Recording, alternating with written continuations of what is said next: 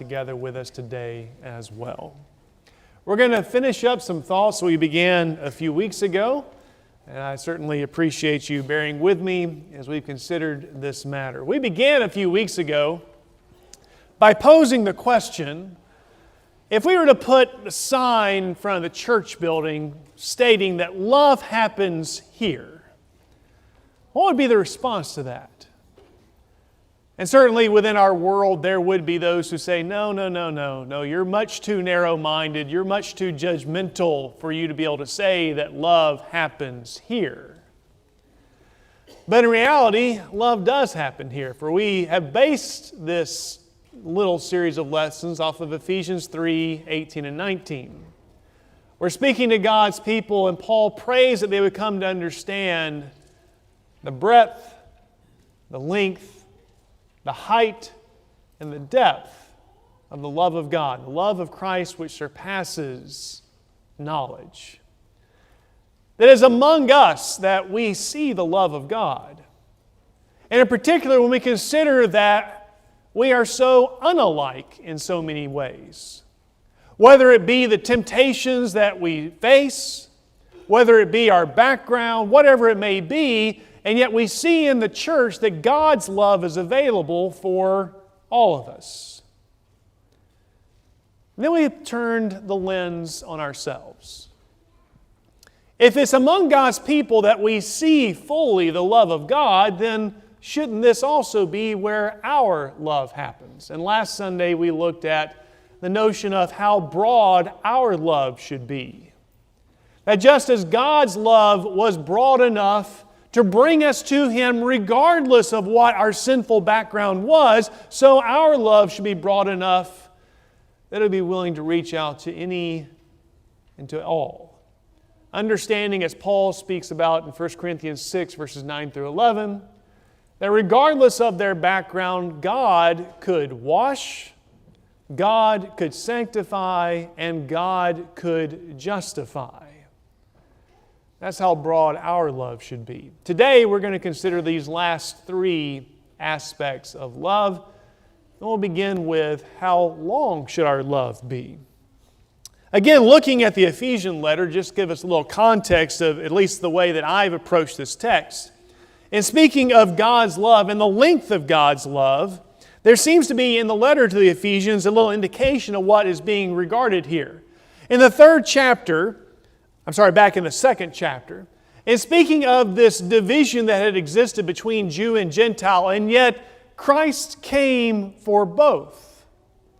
And even though the Jews were thought to be near to God, they still were not what God desired of them to be. And so he says of Christ, in verses 17 and 18 of the second chapter of Ephesians, that He came and preached peace to you who were far away, and peace to those who were near. For through Him we both have our access in one Spirit to the Father.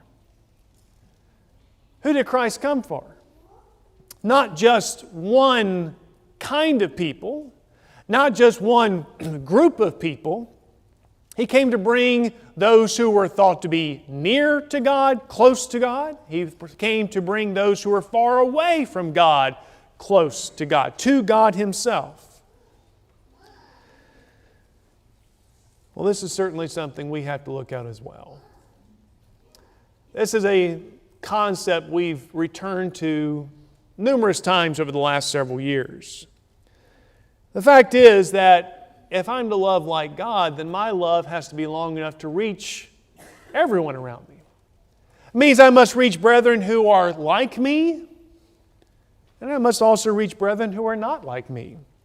I have James chapter 2 on the screen as a passage to consider. And I'd invite you to read James 2 verses 1 through 7 with me this morning. This looks at one area that may differentiate us, but it's certainly not the only area that could possibly differentiate God's people from each other. So in James chapter 2, beginning in verse 1, James gives this admonition to the people he's writing to.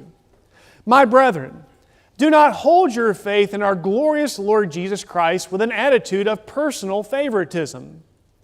For if a man comes into your assembly with a gold ring and dressed in fine clothes, and there also comes in a poor man in dirty clothes, and you pay special attention to the one who is wearing the fine clothes and say, you sit here in a good place, and you say to the poor man, you stand over there or sit down by my footstool, have you not made distinctions among yourselves and become judges with evil motives? Listen, my beloved brethren. Did not God choose the poor of this world to be rich in faith and heirs of the kingdom which He promised to those who love Him? But you have dishonored the poor man. Is it not the rich who oppress you and personally drag you into court? Do they not blaspheme the fair name by which you have been called? Certainly that is an area that God's people throughout time had to be cognizant of. That throughout time there have been differences in the socioeconomic status of God's people, and James is addressing that. Are you going to show personal favoritism toward those who have achieved great things in this world, who have accumulated great wealth, and ignore those who are poor among you? What a shame that would be. We partook of the Lord's Supper this morning. And as you read 1 Corinthians chapter 11, it would seem there's that same kind of attitude there, of those who are without and those who had, and the idea that they must wait on each other. Well, again, economic status is only one area that may differentiate us. We may be predisposed to associate with those who are of the same age as us. And certainly there's nothing wrong with that. All of us are at a particular point in life. We see others who are in the same point of life. Maybe they're going through some of the same struggles or are facing the same challenges that we're facing. And so we bond together and we lean on each other. But we also see there's a danger there. How much wisdom am I ignoring if I never show any regard toward those who are older than me? How much wisdom, if I have any, am I failing to dispense if I never associate with those who are younger than me? How much aid could I be to them, and yet I've not shown them the preference that I should? Again, that's only one area. What about established versus new? Within this church, there are members here who have been here for years and years. And as you get used to people, you of course, spend time with them. You find them to be encouraging. They do so much for you. But then what are those who are new to our number? Those who are still somewhat on the periphery. Those who I've not had the opportunity to associate with. I must not limit who I'm going to shed my love on, to whom I'm going to encourage. Or what about those who have spent time encouraging me versus those who have not? There's all kinds of different areas that we can look at, and yet my love needs to be long enough to reach all of them. I need not show personal favoritism toward anyone, whether it be based on their economic status, their age, or even what they've done for me in the past. Romans 14 is also a passage that we spend considerable time in, and I'm not going to go through it at length this morning. But certainly the application here in regards to personal convictions. My love must not be only long enough to reach those who have reached the same conclusions on matters that I've reached. Now, in the context of Romans 14, he's talking about matters of religious observance. That there were those among them who could not eat certain foods or would not refrain from thinking of particular days as important. And so the words of the apostle are, don't judge them, don't stand in judgment on them. And yet we find ourselves needing to make the same application about various things in our lives. Whether it be societal issues, political matters, our love must not be long enough only to encompass those who see the world and have formed convictions in the same way that I have. Just looking at a couple of verses from this chapter, we see the emphasis of why. First off, verse 4, who are you to judge the servant of another? To his own master he stands or falls, and he will stand, for the Lord is able to make him stand. Fact is, it's not my opinion that matters. It is the opinion of God. And if I am forming my convictions based on His Word, then I need to encourage others to do the same. They will stand or fall before God Himself. Then verse 15. If because of food your brother is hurt, you are no longer walking according to love. Do not destroy with your food him for whom Christ died. Why must I not only extend my love to those who view the world in the same way as I? What hurt am I causing my brother? What hurt am I causing my sister who needs my love, who needs my encouragement, when I do not extend it to them? But what about those around us? This has been an emphasis of ours. And again, we are very excited that JP is coming, and he and Chelsea to come and to work with us and to help us in our evangelism efforts. The fact is that if we're going to be successful evangelistically, then our love has to be long enough to reach those who are just right around the corner, those who are all around us.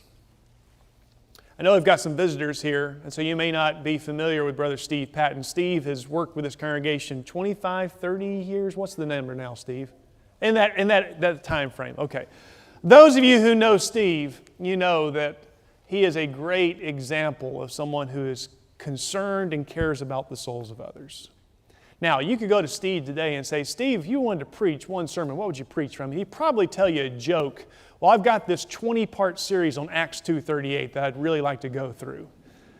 Is it 30-part or 20-part? It's somewhere in that vicinity. But if you've been around Steve at all, you know that's not true. You know that if Steve were to get up here today and preach, and there was going to be one lesson, you know what text he'd be using? John chapter 4. Because I know I've heard Steve preach from John chapter 4. And why? Think about what you read about Jesus in that chapter. Here is Jesus confronted with a woman who is so unlike Him. She's of a different nationality. She's a Samaritan. He's a Jew. She, of course, is of a different gender. She's a woman. He's a man. And you go throughout the rest of that conversation in John chapter 4, and you see that there's a different moral standing. Here is Jesus, the Son of God, Holy of Holies. And here is a woman who's had numerous husbands and now is with one who's not even her husband.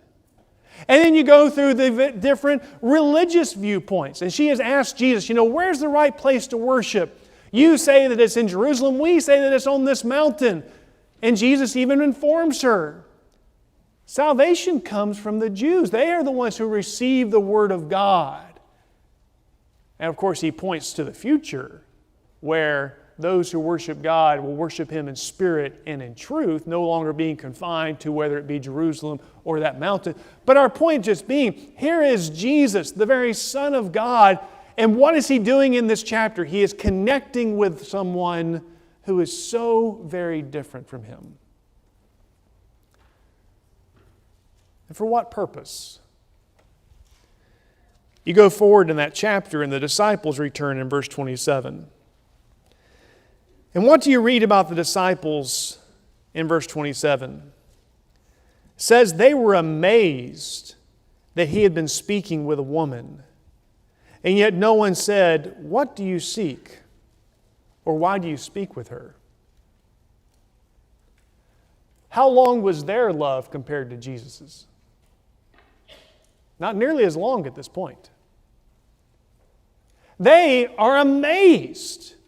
Jesus is speaking with this woman. They wouldn't have spoken with her. But then notice what Jesus does. You read just a couple of verses later, in verse 30, that this woman has returned to her village, and now the village is coming out to see Jesus. And it's as they're coming out that Jesus says to His own disciples, if they question Him about food, and He says, "I have food to eat already." And He says in verse 34, "My food is to do the will of Him who sent me and to accomplish His work. Do you not say there are yet 4 months and then comes the harvest? Behold, I say to you, lift up your eyes And look on the fields, for they are white for harvest. And of course, what would those disciples have seen if they had lifted up their eyes in that moment? They'd have seen the Samaritans coming out to them. People who were very different from the disciples. They're coming to Jesus. And Jesus says, the field is white for harvest.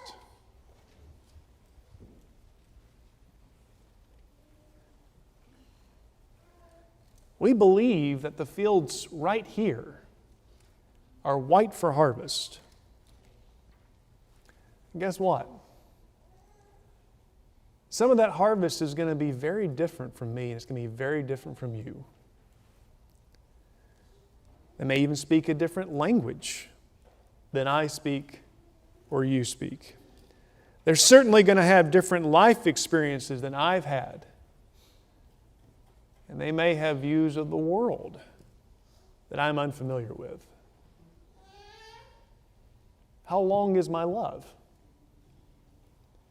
Is my love long enough to reach those right here in our community who could come and know God? Love should happen here. Our love should also have the height that God's has. When we talked about this, we were speaking of the fact that God's love has a purpose. It's to bring us to Him. His love spans the height between earth and heaven. A few Wednesday nights ago, Brother Dylan Adams presented a fantastic lesson for us. And the point of that lesson was that there's a difference between being nice and being kind. You may remember that. If I'm trying only to be nice, then I'm just acting in a non-offensive way. I'm being pleasant, but I don't want to offend anybody, and I don't want to get anybody upset with me, so I'm just going to be pleasant, and we're going to maintain a friendly relationship here. Kind is different. Well, love is different too. Being kind to someone may in fact mean that they do get upset with you if you've had to point out something that's wrong. If you've had to help them see error. Well, love is the same way. Chances are, almost all of us have been caught by a parent or an authority figure in the act of doing something that's wrong. You remember what that was like? And it may have had any number of ways in which it was manifest. You're there, you're doing something, you think you're in secret, and along comes mom or dad, and there goes the ear. Or the swat to the behind. Or the scolding, whatever it is. Why does that happen? Because love can be fierce. Think of the Laodiceans that you read about in Revelation chapter 3. They're just going on about their business and thinking they're fine, and then they get this letter. These words from Jesus Himself. And Jesus says, "You're not hot, you're not cold, you're lukewarm. I'd spew you out of my mouth." Can you imagine the wake-up call that would be for this group of professed Christians? And they hear from their master, and he says, "I got no use for you." And why does he say this to them? Revelation 3 and verse 19, "Those whom I love, I reprove and discipline." God's love for us is fierce. That everything He does, the encouragement that He gives, yes, but also the rebuke that He gives, has one intention: to help us reach heaven. Love is fierce. If my love is going to be the same kind of love that God has, it has to be fierce as well. It's going to have to do some of the very same things that God's love does for us. I'm mindful of what Paul said to the Thessalonians. In this wonderful passage which encapsulates different things that love may have to do. And he says to them, "We urge you, brethren, Admonish the unruly. Love does that. Love looks at one who's going away from God and says, this is wrong. And it's not wrong because I say it, and I'm not saying this simply so I can say that you're wrong and I'm right. No, this is wrong. This is not what God desires for you. Come back. There is a path that God wants you on. It leads to Him. Love does that. Admonish the unruly. Encourage the faint-hearted. Because none of us are strong all the time. You read the history of Paul that's found in the book of Acts, and you see that there are numerous occasions where Paul is downcast. And either the Lord Himself encourages Paul or brethren encourage Paul in a variety of ways, because even the strongest of us become faint-hearted.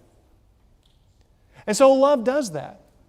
Love looks out for those who are struggling and seeks to encourage them. Help the weak, because the weak have real burdens. And so love is going to do that.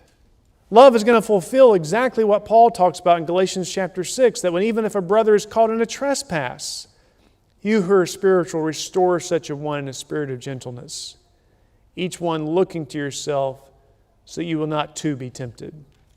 Bear one another's burdens and thereby fulfill the law of Christ. And love is patient with all, because that's what love is. Now, wonderful definition of love that Paul gives in 1 Corinthians chapter 13, he starts off by saying, love is patient. And when you go to the last part of that definition of love in verse 7, I think you can see that as all an aspect of love being patient. So when he says that love bears all things, and love believes all things, and love hopes all things, and love endures all things, it's because that what is love is patient first and foremost. God's love for us is fierce. And it's fierce because it has an aim. That He doesn't want us to just feel good about ourselves. He wants us to be like Him and to be with Him. Our love has to have the same component of height to it, to help bridge the span between here on earth and heaven above, to help each one of us reach it. And finally, when we were talking about God's love, we said that God's love is so deep that even as the next verse says in verse 19, to know the love of Christ which surpasses knowledge is so deep we're not going to fully comprehend it. In fact, do you remember what Paul says in chapter 2 of Ephesians in verse 4? And speaking of what God did for us, all of us who were lost, all of us who were dead in sin. And then in chapter 2 and in verse 4, he talks about God and His great love with which He loved us. Again, in my mind, it's as if Paul is struggling to comprehend, okay, how do I talk about God and His love? And what he ends up with is it's a great love with which He loved us. That's how wonderful, that's how deep it is. I'm just going to have to say it's great. Why is God's love for us so deep that we cannot comprehend it? Well, for all kinds of reasons. But even considering what we've already discussed, His love didn't define me by what I used to be. Now, it certainly knew what I used to be, and it did not approve of what I used to be. But His love did not define me by that. It did not say, this is what you are and this is what you always will be. No, His love saw a real possibility for each and every one of us. And no matter what sin we had been engaged in, no matter what temptations we had succumbed to, He knew we could be like Him. And He provided the means for it. His love didn't give up on me.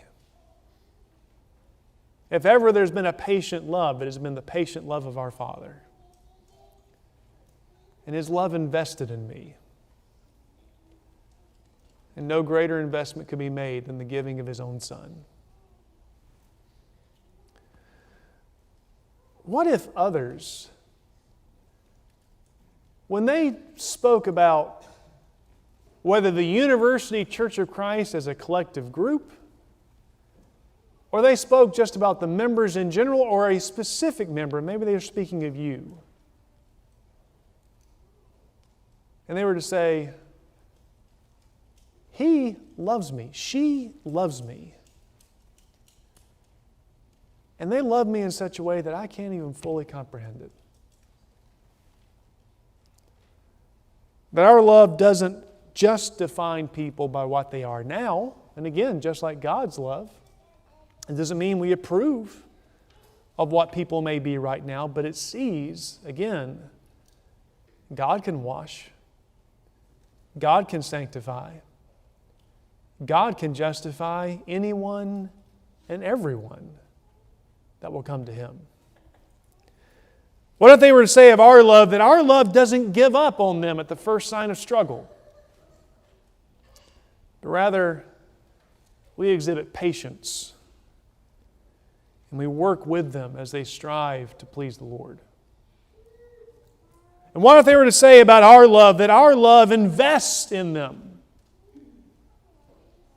The most precious commodity that we have, we give our time. We give our prayers. We open our hearts and our homes for them. If they were to say that about our love, then maybe they would also begin to say, just like Paul says of God, that love they showed me, that was a great love with which they loved me. And how fitting that would be, considering we're supposed to be like Him. We're not going to put a new sign out in front of the building. Again, sadly, in our culture, that phrase would be completely misunderstood. The intent would be completely misunderstood. It does not change the fact that God's love happens here. God's love is seen in what we are. It certainly must not change our aim as a church. That our aim as a church is to make sure love happens here. That just as God's love is broad enough, long enough, high enough, and deep enough for all of us, so our love for each other must be as well. We invite you this morning to experience the love of God. That love is broad enough for you. His love, because it is that fierce love that wants you to be in heaven with Him, that love points out what's wrong in your life. It shows where your character falls short of His. And guess what? All of us have had to go through that painful process of seeing what I thought was fine in my life is not fine according to God. But that love is also broad enough to take us to Him because of what He's done for us in His Son. So no matter what your struggle is, no matter how it is that you've departed from the ways of God, His love is there for you. And we as His people want to extend that love to you as well. If we can aid you this morning, if we can help you to understand more of who Jesus is and what He's done for you so that you can come to a point of faith in Him, and to show you what repentance is all about, how all of us need to change our ways in accordance with what God shows, and to even help you to be baptized into Christ, we invite you to come this morning as we stand and as we sing.